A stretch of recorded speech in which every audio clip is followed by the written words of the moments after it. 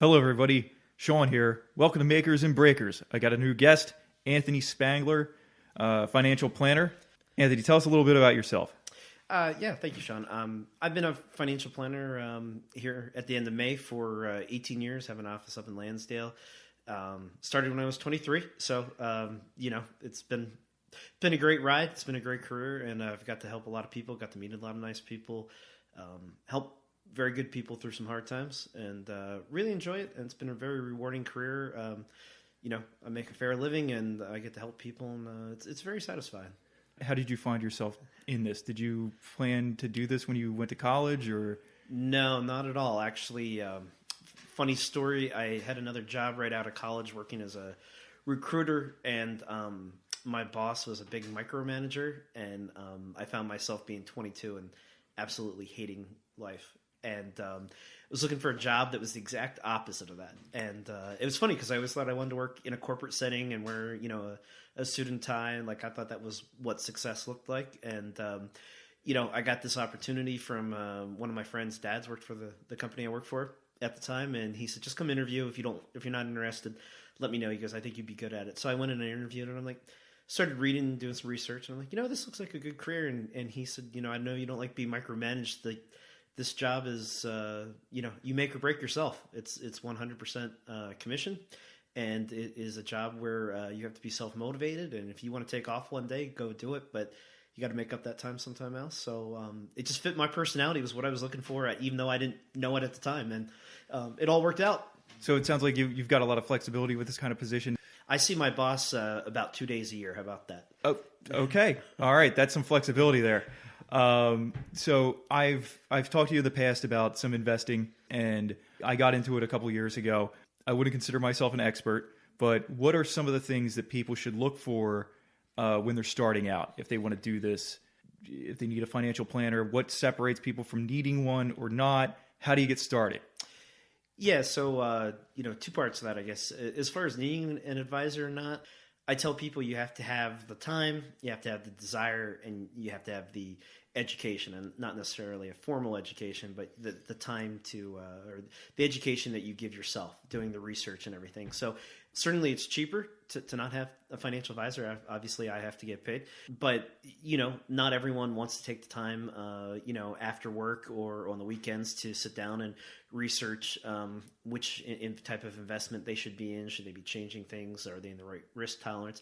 So if you're into that, and there's a segment of the population that finds that interesting, they probably until they near retirement and have to start living off that money, they probably don't really need a financial planner. I probably shouldn't be saying that, but in my own best interest. But yeah, I genuinely believe that if you don't have the time, you don't have the desire, you don't want to educate yourself on it, then it's like anything else. You should probably go and pay someone to do it. And there's lots of different ways you can pay people, and that really is dependent upon the individual situation. But I can change the oil in my car. I can do my own taxes. I pay people to change the oil in my car and do my taxes because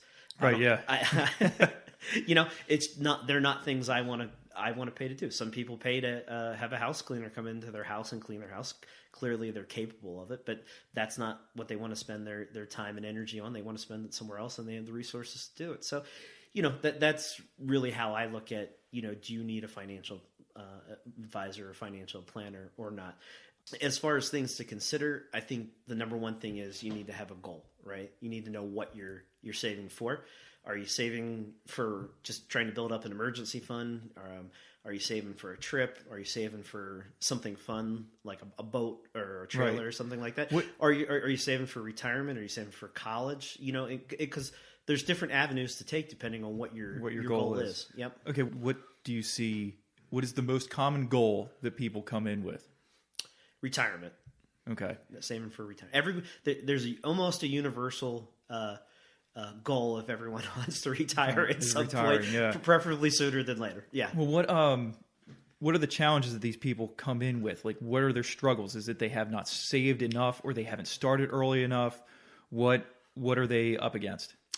Yeah. So again, I always tell everyone it's unique to your own personal situation. But, younger people, I have a number of clients who don't go to college. They come right out of high school. They've learned a trade. They're a welder or a carpenter or auto body work.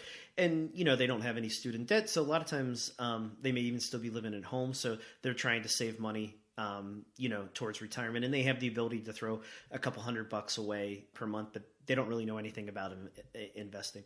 You take people that are maybe just out of college who want to save for college, but they want to save for retirement, but they find themselves having, several $100s a month of student debt. And Ooh. Now they have to, also their parents aren't paying for their car insurance anymore, maybe, and they have to pay rent. Even if they have a roommate, it might be kind of burdensome. So, they're looking at it and saying, well, gee, where do I find the money? And I always tell them, if you're working for an employer who is matching a 401k or other similar retirement plan, at least put away what they're matching, right? You're getting free money. Put right? it in, match it. You're getting 50 or 100% return a lot of times just by putting your money in there because they're matching it. So you'd be silly not to do that.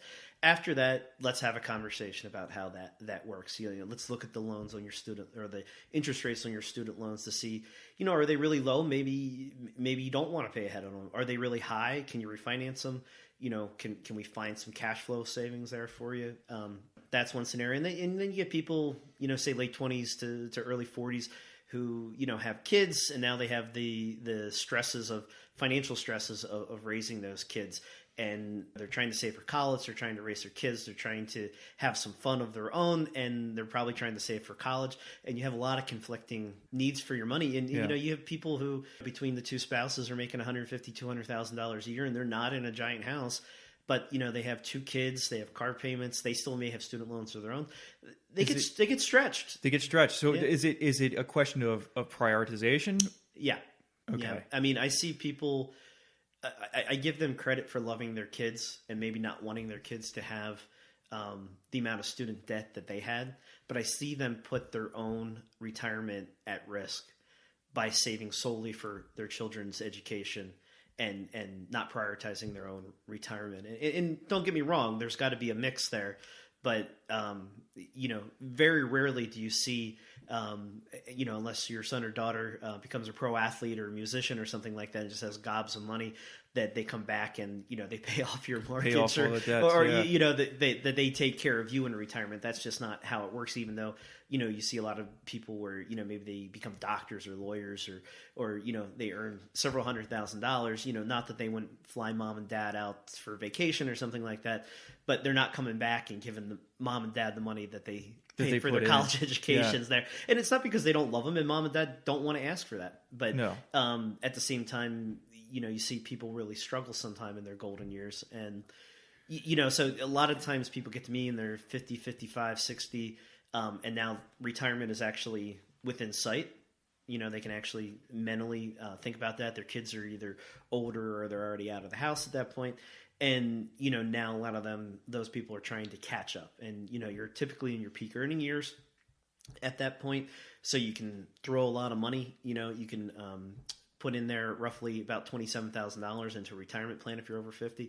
Depending on your income, maybe you can do some additional stuff. But, you can start throwing a lot of money towards that to try and catch up. But again, some people at that point still have Parent Plus loans that they took out to send their kids to college, or, they took a home equity loan out to pay for college and different stuff. And then sometimes, there's layoffs that happen, and, you can't find a job that pays as much, right, or any job at all if you're, sometimes, which is really tough to see. Some people have illnesses.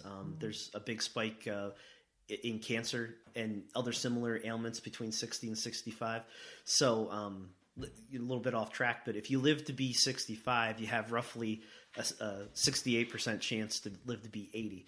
And so just by your life expectancy goes up significantly just by hitting 65. Really? Yep. Big spike in mortality between 60 and 65. And I'm sorry, what causes that? Is there any data for it, or you've worked all the bugs out of the system and you're just ready to keep going? I don't know. You're not a doctor. I'm not a doctor. I'm not a statistician. I didn't do the studies. I can tell you that a lot of times those people that you see fall into that scenario, a lot of times it's genetic or it's lifestyle. So, if you're predisposed to have certain types of cancers, sometimes there's just not anything you can do about that. If you smoked your whole life, or, since you were 16, you're doing 2 packs a day, it cuts down your life expectancy pretty significantly. And there just seems to be a big spike there. There is a big spike there between 60 and 65. And then after 65, it goes down. So, I tell people when they're like, well, I'll never live to be 80. And I'm like, well, you're already 67. You got a pretty good chance. Oh man. Yeah. We got to plan for you to be 80 or 85. I don't want to plan for you to be 75. And then run out of money. And when you and turn you're gonna be living 76, on the you streets. say, Anthony, I don't have any money. What am I going to do? So yeah, there's some tough conversations you have to have with people. How do they take the advice? Most of them take it pretty well, right? They don't all, not all of them follow it, obviously. The majority of them try and follow it. I would say that a lot of people think of a financial planner as, managing money, and that's certainly part of it. Sometimes we have to protect people from themselves. So when they call up and they say, hey, I need $40,000, and it's their money, I can't say no, but I will say, hey, Sean, why do you need $40,000? Well, I want to buy my grandson a car. All right, well, are you buying all of your grandson's cars? Well, no, just this one. I was like, well, if you buy a $40,000 car for him, the other ones are probably going to want one. Oh, well, I didn't think about it like that. Well, maybe I'll just get him a used car instead of a brand new one. Yeah. Then I'll be like, well, listen, again, it's your money, but why don't you put the down payment down to get a car payment to what they can afford with their job? Let's leverage some go loans. from there. Let them have a little skin in the game, Right. And sometimes they take that advice, and sometimes they don't, obviously. And if you've done very well, $40,000, even though it's a lot of money, you might not miss it in your retirement. If you're trying to get through retirement on Social Security, and you and your spouse are 70, and you got $300,000 to your name, taking out 12-13%, that's a big bite. Yeah. Even when the market's been good. So, there is some psychology to this as far as trying to help people through that process. And, so I would say the majority of them are pretty good. You can certainly tell some of them when you tell them what they need to do, and then they don't return your phone calls or anything. You lose business sometimes because they want someone to tell them that everything's going to be okay and they can spend whatever they want to. And, I morally can't do that. Right. You can't, you don't want to hire somebody to just tell you what you want to hear. You want legit advice. Yep. Okay. Yep. All right.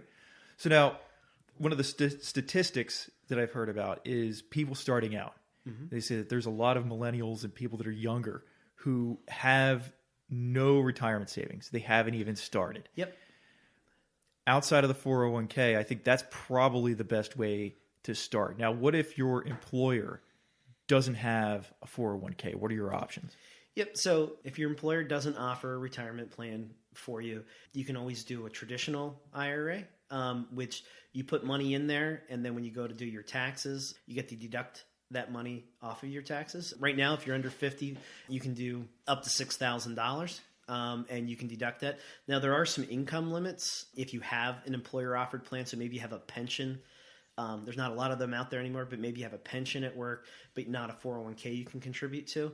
That can limit that sometimes, but in general, if you don't have any access to a retirement plan, you can do an IRA and get that tax deduction when you do your taxes. Alternatively, and what I would normally advise for younger people who have a long time frame until retirement and are making maybe not a lot to good money, but not an excessive amount of money, is you can do a Roth IRA. And the nice thing about a Roth IRA is that's post-tax money. So you pay taxes on that money coming out of your paycheck, goes into your bank account, and then you contribute to that either monthly or annually to the Roth IRA. Mm-hmm. And then you can withdraw your contributions at any point with no taxes. But as long as you leave them in there until age 59 and a half, all of your contributions, all of your earnings come out 100% tax-free. So it's really the only time the federal government allows you to make money and not pay any taxes on it. And that's an extremely powerful tool. And typically, if you're right out of college or out of high school, you're not making a huge sum of money, so you're not going to be paying a lot of taxes to start up front. And quite frankly, no one ever knows which way the wind's going to blow. But if you just look at the way the fiscal status of the United States is that most likely 20, 30, 40 years from now, tax rates are going to be higher, not lower. Mm. So, you pay a lower tax rate up front and you get tax-free money when it would have been taxed at a higher rate down the road. That's very powerful. No, I've even seen something. This might not be accurate, but you read stuff on the internet. There was a conversation that I saw where somebody was talking about the potential that the government may try to tax 401k earnings more heavily in the future, and maybe that's what you're referring to, or something.